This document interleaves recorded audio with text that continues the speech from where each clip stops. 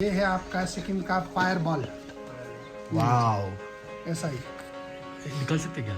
निकालेंगे तो फिर आप 500 रुपये देना पड़ेगा।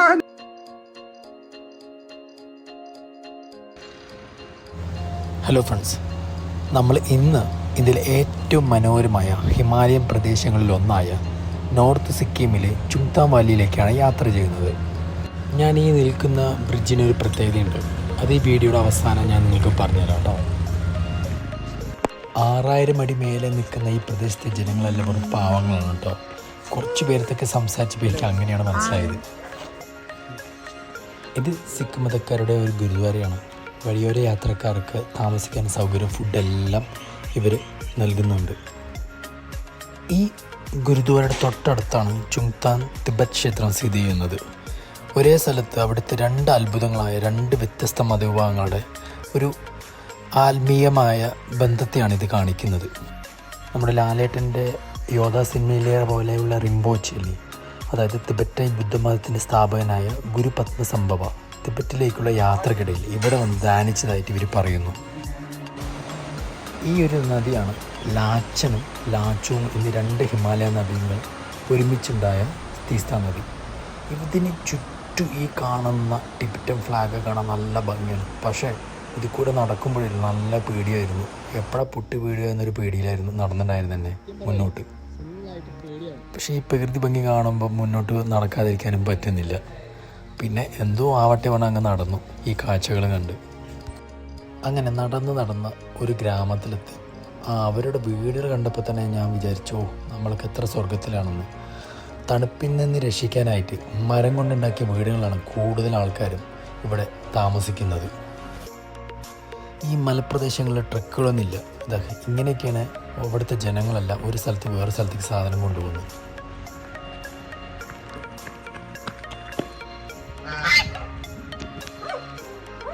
വെറും 4000 താഴെ ജനസംഖ്യയുള്ള ഈ പ്രദേശത്തെ ഒരേ ഒരു സ്കൂളാണിത്. പക്ഷേ പുറത്ത് കാണാൻ നല്ല ഭംഗിയാണ് കേട്ടോ. പിള്ളേർക്കെല്ലാം നല്ല സുഖമാണ് കണ്ടുകൊണ്ടിരിക്കാൻ.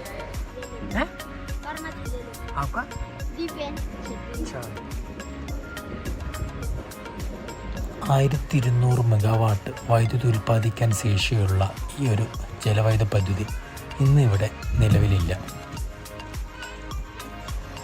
ഇവിടുത്തെ ജനങ്ങളുടെ പ്രധാന വരുമാന മാർഗം വിനോദസഞ്ചാരമായതുകൊണ്ട് തന്നെ നമുക്ക് എല്ലാ വീടുകളിലും സാധനങ്ങൾ കിട്ടും. അതുമാത്രമല്ല, ഇവിടെ ബീവറേജ് അല്ല, അതിന് പകരം ഓരോ വീടുകളിൽ നിങ്ങൾക്ക് മദ്യം കിട്ടും. അതും ടാക്സ് കമ്മിയായ മദ്യങ്ങൾ. കേരളത്തെ വെച്ച് അപേക്ഷിച്ച് നോക്കുമ്പോൾ പലതരത്തിലുള്ള മദ്യങ്ങൾ വിലക്കുറവിൽ 24 മണിക്കൂറും അവൈലബിൾ ആണ്.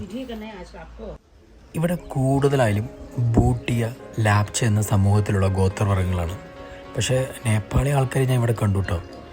അതുമാത്രമല്ല, നേപ്പാളി, സിക്കിംസ്, ലെപ്ചെ, ഹിന്ദി, ഇംഗ്ലീഷ് അതൊക്കെയാണ് ഇവരുടെ പ്രധാന ലാംഗ്വേജ്. ഈ അമ്മച്ചിയെ പോലെ ആട്ടയും കൊടുത്ത് പ്രാവുകളെ തീറ്റിയിരിക്കാൻ നല്ല രസമായിരുന്നു. മാർച്ച് മുതൽ ജൂൺ വരെയും ഒക്ടോബർ മുതൽ ഡിസംബർ വരെയാണ് ഇവിടെ കൂടുതൽ വിനോദസഞ്ചാരികളൊക്കെ കടന്നു പോകുന്നത്. നോർത്ത് സിക്കിമിൽ പോകുന്ന മിക്ക യാത്രക്കാരും ഈ ഒരു താഴ്വരയിലൂടെ കടന്നുകൊണ്ട്. അങ്ങനെയാണ് ഈ ഒരു ഷോപ്പിൽ ഞാൻ കയറിയത്. അങ്ങനെ ഞാൻ ഈ ഒരു കടയിലെ ആളെടുത്ത് ചോദിച്ചു, ഇതെന്താണ് ഈ പ്രത്യേകത, ഈ ഒരു ഫ്ലാഗിൻ്റെയും ഈ ഒരു കളറിലും എന്താണ് ഇതിൻ്റെ അർത്ഥം എന്നൊക്കെ ചോദിച്ചു. ആൾ നല്ല രീതിയിൽ എനിക്ക് പറഞ്ഞു തന്നു. आप हिंदू है ना, जैसे ओम नमः शिवाय सेम है। ओम नमः शिवाय जैसे आप लोग सुबह ये जपते हैं माला, ये हम लोग बुद्धिस्ट वाला ओम मानते हैं। ഓം മാണി പത്മവും ബുദ്ധമതത്തിലെ ഏറ്റവും വിശുദ്ധമായ മന്ത്രങ്ങളൊന്നാണ്. ഇതിൽ ഓം എന്ന് പറയുന്നത് ശരീരത്തിൻ്റെയും വാക്കിൻ്റെയും മനസ്സിൻ്റെയും പരിശുദ്ധി. മണി എന്ന് പറഞ്ഞാൽ രത്നം, കരുണ, സ്നേഹം. പത്മ എന്ന് പറയുന്നത് ജ്ഞാനം, വിശുദ്ധി. ഹും എന്ന് പറയുന്നത് കരുണയും ജ്ഞാനവും ഒന്നാകുമെന്ന് സൂചിപ്പിക്കുന്നു. അതായത് മൊത്തത്തിൽ പറഞ്ഞാൽ കരുണയും ജ്ഞാനവും വളർത്തി എല്ലാ ജീവജാലങ്ങളും പരിപൂർണമായി നന്മയ്ക്കായും ആത്മീയ പൂർണ്ണതയോടെ കൈവരിക്കട്ടെ എന്ന്. പിന്നെ അത് കഴിഞ്ഞ് ഞാൻ അവിടെ വിളക്ക് എത്തിച്ച് എന്തിനാന്ന് ചോദിച്ചു. അപ്പം അദ്ദേഹം അവിടത്തുള്ള ദലൈലാമയെക്കുറിച്ചും അവരുടെ ദൈവങ്ങളായ മഞ്ജുശ്രീ, വജ്രപാണി, ശിതിഗർഭ, അങ്ങനെ ഓരോ ദൈവങ്ങളെക്കുറിച്ചെല്ലാം വിശദമായി എനിക്ക് പറഞ്ഞു. നമുക്കറിയാത്ത കാര്യങ്ങൾ ചോദിക്കുന്നത് നല്ല തന്നെയല്ലേ. इनको तो आप पसंद है बुद्ध भगवान, ये हमारा वाइफ ഞാൻ മുൻപ് പറഞ്ഞു തന്നില്ലേ ഓരോ വീടുകളിലും എല്ലാ ചായക്കടയിലും മദ്യം കിട്ടുന്നു. അങ്ങനെയാണ് ഇയാൾ ഈ ഒരു മദ്യത്തെക്കുറിച്ച് എനിക്ക് പറഞ്ഞു തന്നത്. ഇത് ഞാൻ ആദ്യമായിട്ട് കാണുന്നത്. സിക്കിമിൽ ഉണ്ടാക്കുന്ന ഈ മദ്യത്തിന്, അതായത് ബ്രാൻഡിക്ക് വെറും 500 രൂപയാണെന്ന് അവർ പറയുന്നത്. പക്ഷേ ഓരോ സ്ഥലത്തിനനുസരിച്ച് കുറച്ച് 50-100 ആയിട്ട് ഇവർ വിൽക്കാറുണ്ടെന്ന് പറഞ്ഞു. ഇത്രയും നല്ല ഭംഗിയുള്ള സ്ഥലവും ഇത്രയും നിഷ്കളങ്കതായുള്ള ആൾക്കാരെയും പിന്നീട് കാണാം എന്ന് പറയും യാത്ര കഴിഞ്ഞ് പോകുമ്പോഴായിരുന്നു 2023 ആ ട്രാജഡി നടന്നത്. ഞാൻ രണ്ടാമത് ഈ ഇവിടേക്ക് വരുമ്പോൾ ആദ്യം കണ്ട പാലടക്കം എല്ലാം ഒരു ഉരുൾപൊട്ടൽ തകർന്നുപോയി. കണ്ടപ്പോൾ തന്നെ വലിയ സങ്കടമായി എനിക്ക്. ഈ വീഡിയോയെക്കുറിച്ചുള്ള അഭിപ്രായം നിങ്ങൾ കമൻറ്റ് ചെയ്യുക. അതോടൊപ്പം തന്നെ മറ്റുള്ളവർക്ക് ഷെയറും ചെയ്യുക.